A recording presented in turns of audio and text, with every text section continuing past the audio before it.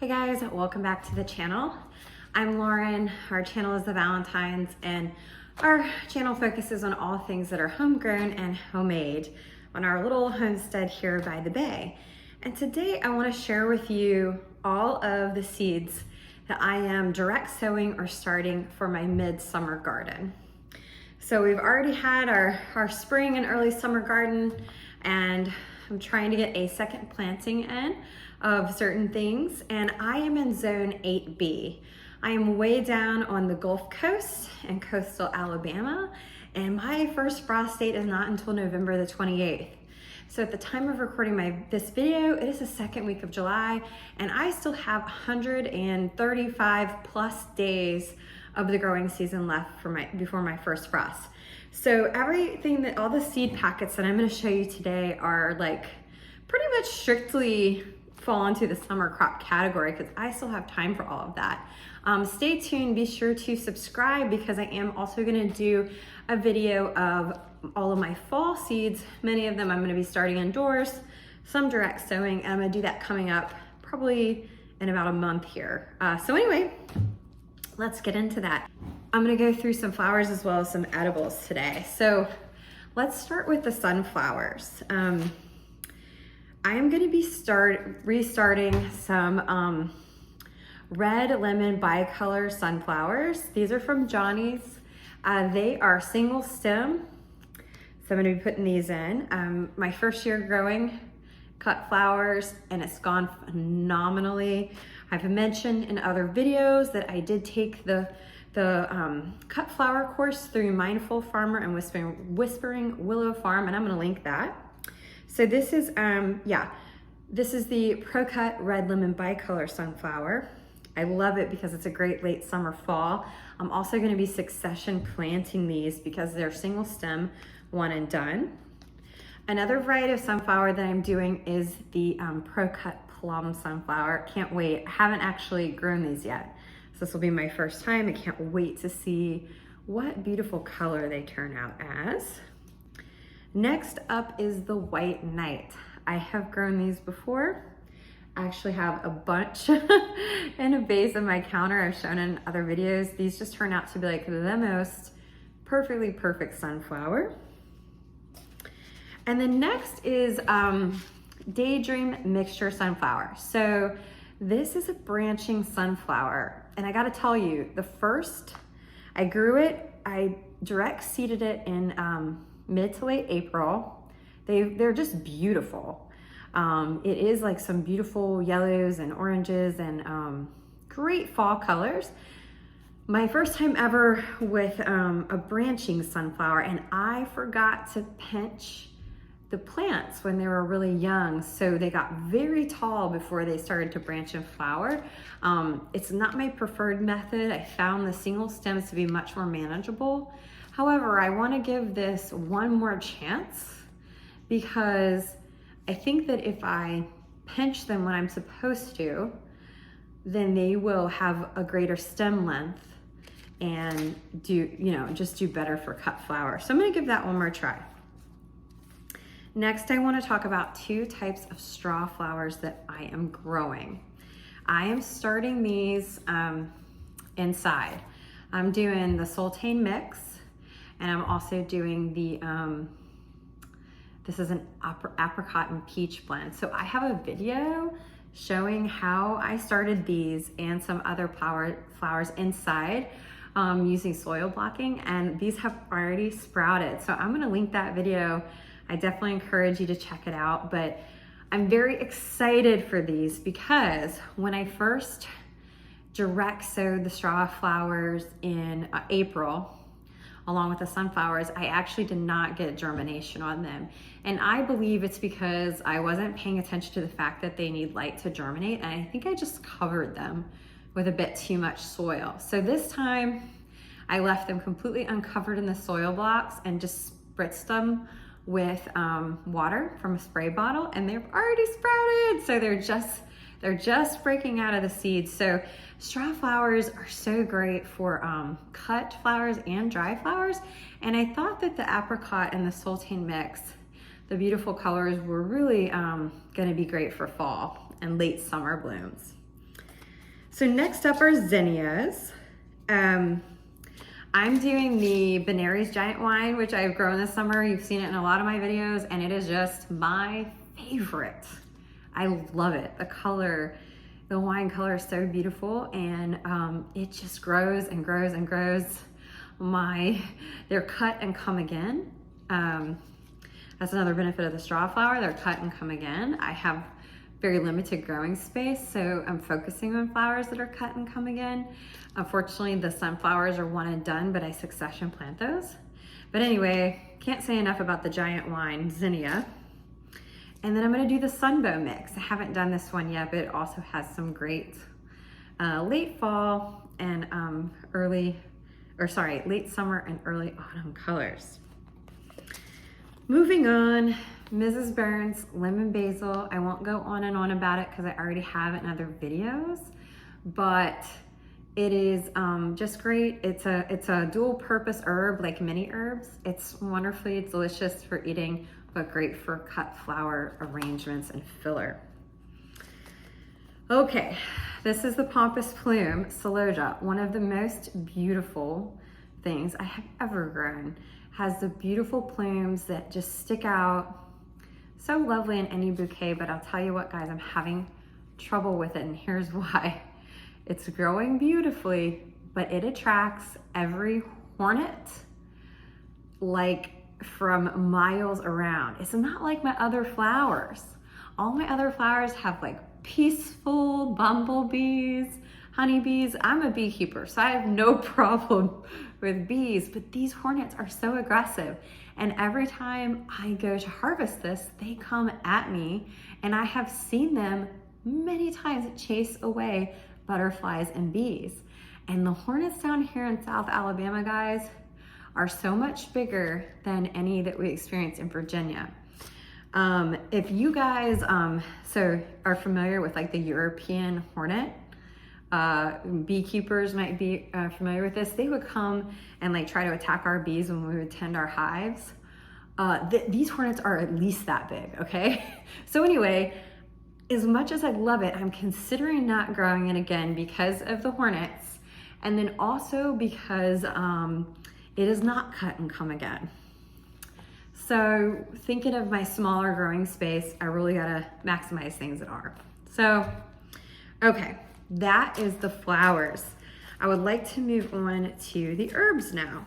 Oh no, first I wanna move on to the edibles, actually. Okay, Roma tomatoes. These seeds are from Southern Exposure Seed Exchange. They're over in Mineral, Virginia, which is really near where I grew up mostly. And I planted, I'm hoping to do I've already direct seeded these a week ago. They just sprouted. I'm hoping to keep 8 plants. I did, you guys probably saw, I'll link these videos. I've already canned like 24 quarts of tomatoes. I've done like 30 jars of salsa, but I really wanted the Romas to do some more sauce. So plenty of time for these to come to harvest.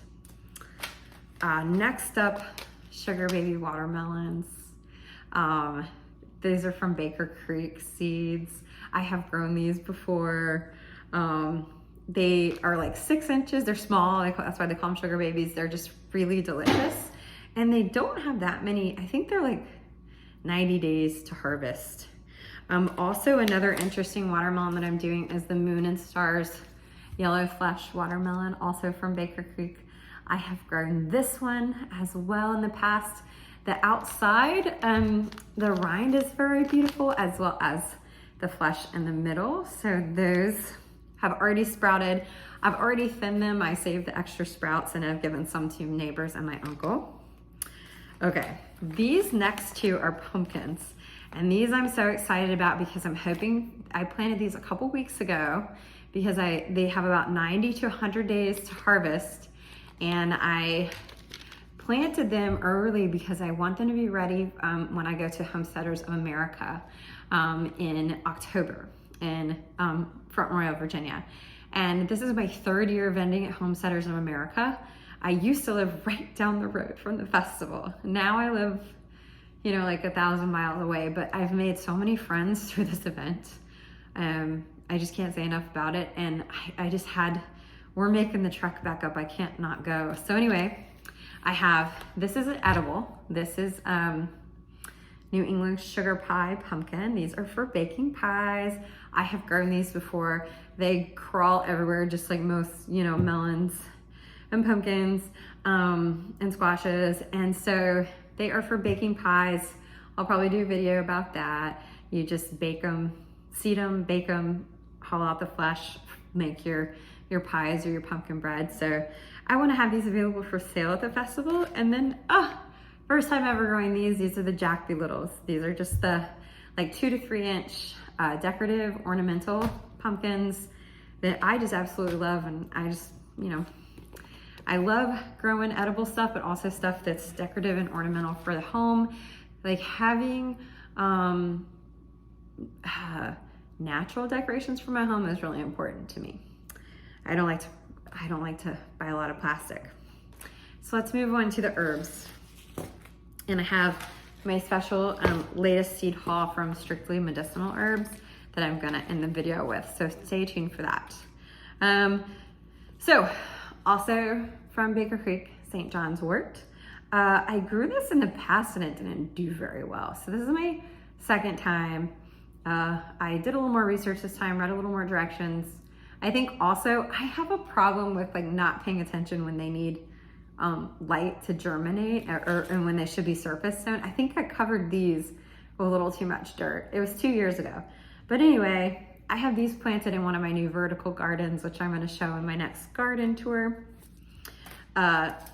Chives, never grown chives before, but I'd love to have them. So I've also got this heirloom thyme. I grew a lot of thyme in the past. It's one of the ingredients in my steak seasoning. I've grown and harvested a lot of it and used it in my steak seasoning, so I plan to continue to do that. Next up, gotta have your flat leaf parsley. Looking forward to that. Another basil I'm doing is a Genovese basil, which is just a very popular one, very, very delicious. So I'll use this for eating. I will dry this and cut flowers. And then lastly, some cilantro. Cilantro is quick to bolt. It is hotter than heck down here in South Bama. So I did put this in a bit more of a shaded space. We'll see how it goes. So a lot of these herbs I did in my new vertical planters that I made. I don't have the space to grow them on a scale that I want to yet.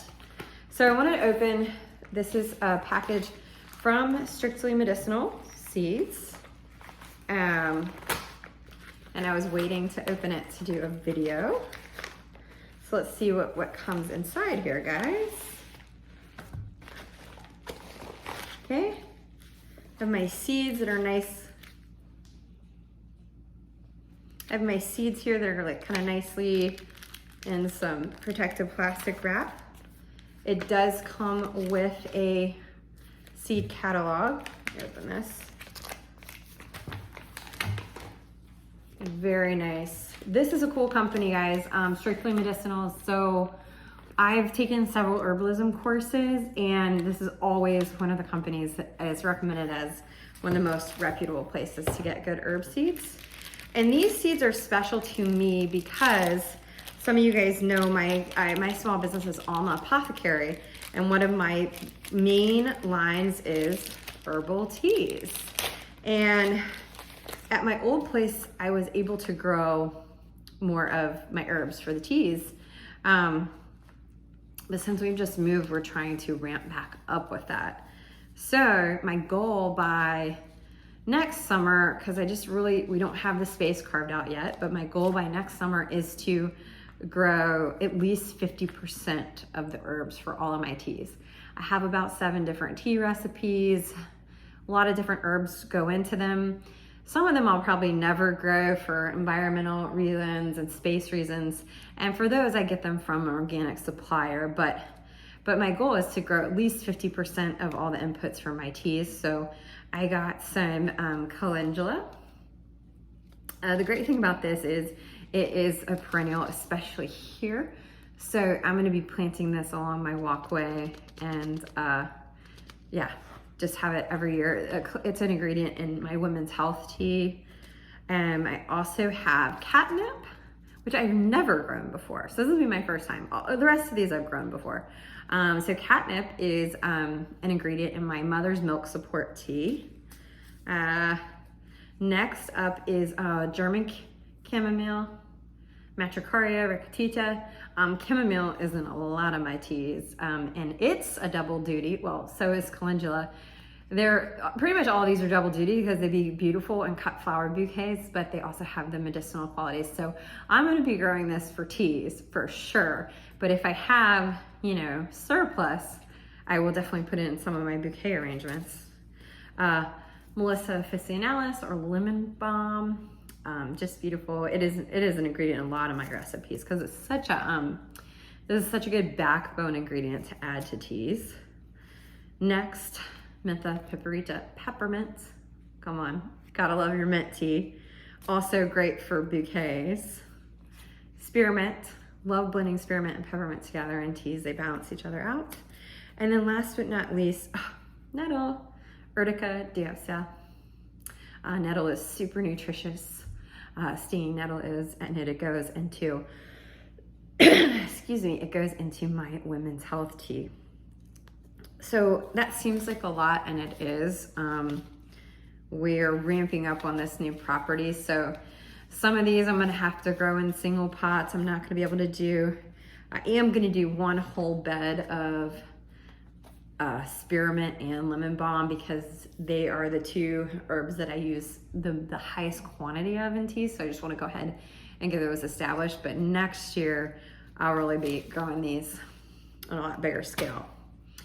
That's my midsummer planting. I hope it was interesting, may have given you some ideas. Definitely stay tuned for updates because I actually already direct sowed or started indoors most of these. So my next garden tour video, like a lot of these are already sprouted and established. So I'll be showing those. And thank you guys, as always, thank you for being here. Please subscribe. It's such an easy and free way to support this channel. And I do have lots of content already filmed and coming your way. And I just appreciate you being here. And I will see you on the next video.